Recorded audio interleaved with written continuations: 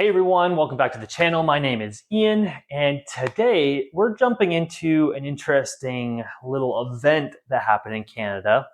Interest rate spikes in 1969. This is going to be a story that ties directly into how our economy works, the ups and downs of housing affordability, even what might happen if something similar to this hits us today.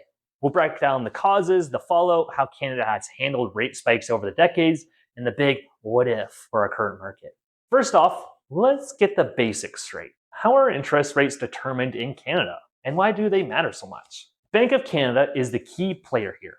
It's our central bank, established in 1935, and its main job is to keep inflation stable, aiming for around 2% per year to support steady economic growth without prices spiraling out of control.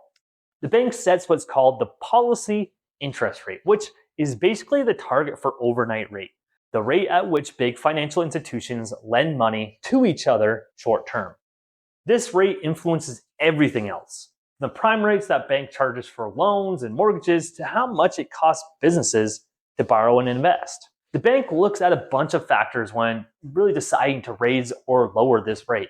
If inflation is heating up, maybe from rising oil prices, strong consumer spending, or global pressures, they start to hike rates up to make borrowing more expensive. That slows spending and cools the economy. On the flip side, if things are sluggish, like during a recession, they cut rates to encourage borrowing and pump money back in. It's all about balance. But when things get out of whack, like in 1969, spikes can happen fast and hit hard. So what exactly went down in 1969? That year, Bank of Canada raised its bank rate, which was the key rate back then, from 6.5 to 7% in March. It may not sound like a huge spike compared to later spikes, but it was a signal of tighter money policy amid growing pressures. The late 1960s were a time of global economic strain. In the US, interest rates had been climbing since 1965 as the Federal Reserve fought early signs of what became the Great Inflation, a period of runaway prices driven by factors like the Vietnam War spending, oil shocks, and loose monetary policies worldwide. Canada, being so tied to the US economy through trade, felt the ripple effects. Our inflation was starting to pick up, commodity prices were volatile, and there was strong demand for exports like raw materials and autos. The spike was meant to rein in that inflation and prevent overheating. But why specifically then? It was partly to align with the US moves and maintain stability in the dollar. Canada was still on a fixed exchange rate system until 1970. Higher rates made Canadian investments more attractive, helping to stem capital outflows. Economically, though, it had to follow. Borrowing costs jumped for businesses and consumers, slowing investments and spending. This contributed to a broader slowdown.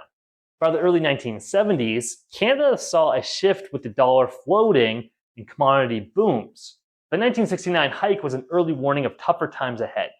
It didn't trigger a full recession right away, but it tightened credit, making it hard for companies to expand and for families to afford big purchases.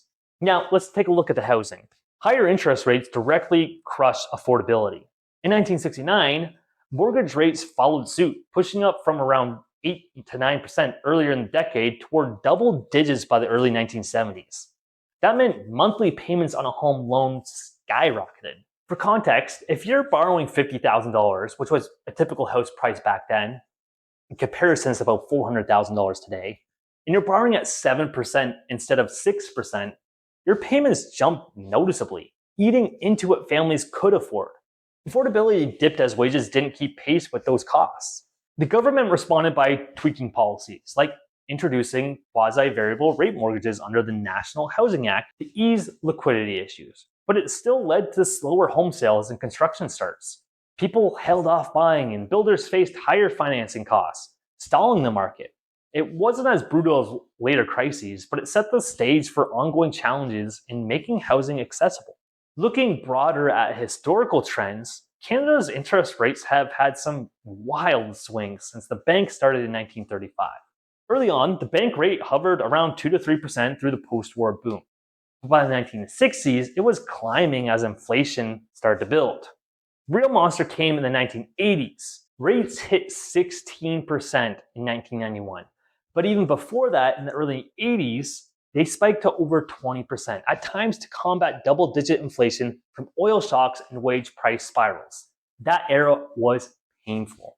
Unemployment soared, businesses folded, and we plunged into recession. But it worked. Inflation dropped from 13% in 1980 to under 3% by the mid-80s. The bank under Governor John Crow adopted a strict inflation targeting framework in 1991, committing to that 2% goal. It shifted from reactive hikes to proactive policy, and governments cut deficits to support it. To mention some other notable spikes, in the early 1990s, rates stayed high to defend the currency amid fiscal woes, leading to another recession but stabilizing the dollar. Fast forward to the 2008-2009 area, during the global financial crisis, we actually saw cuts dropping to 0.5% to stimulate recovery. Then, post-pandemic in 2022 and 23, the bank hiked aggressively from 0.25% to 5% to fight inflation surging over 8%. That cooled things fast, but at the cost of slower growth and housing pain. Responses to this have evolved. Today we use quantitative easing, or buying bonds, or forward guidance signaling future moves alongside rate changes, making the toolkit more sophisticated than in the 1960s. All this history begs the question: what would happen if rate hikes spiked like they did in 1969 into the 70s and the 80s? Say we see a sharp jump to 7 or 8%. I mean, it could go a lot higher, but say we're there from our current levels around 4%. First, the economy would feel it quick. Higher borrowing costs would slam consumer spending. Think less on cars, vacations, or renovations. Businesses might delay expansions, leading to job losses and potentially a recession. Inflation would likely fall as demand cools, but at what price? We've learned from the 80s that big hikes can break the back of price rises, but they risk overshooting into deep downturns. On housing, it would be a double-edged sword. Affordability would tank initially. Mortgage payments could jump 20 to 30% for variable rate holders, and fixed rates would rise too. With so many Canadians renewing mortgages, after years of low rates, we would see more defaults or forced sales, pushing prices down maybe 10 to 20% in hot markets like Toronto or Vancouver. That's what happened in the early 80s. Home prices dropped sharply before recovering. But long term, lower prices could improve affordability for first-time buyers, especially if wages hold steady. The flip side, construction might halt as developers face higher financing, worsening our supply shortage. The bank would probably respond with targeted supports like extending amortization periods or injecting liquidity, but political pressure would mount for fiscal help, maybe subsidies or tax breaks. Tying it back, episodes like 1969 remind us that rates aren't just numbers. They shape our lives. But history shows Canada bounces back stronger with smart policy. We've got better tools now, transparent inflation targeting, stress tests for mortgages since 2018, and a more resilient banking system. Still, if spikes hit, we can focus on fixed rates, building emergency funds, and watching for buying opportunities in the dips. Thanks for watching. Hit that like and subscribe button if that helped at all with you understanding a bit more about Canada and its economy. See you soon.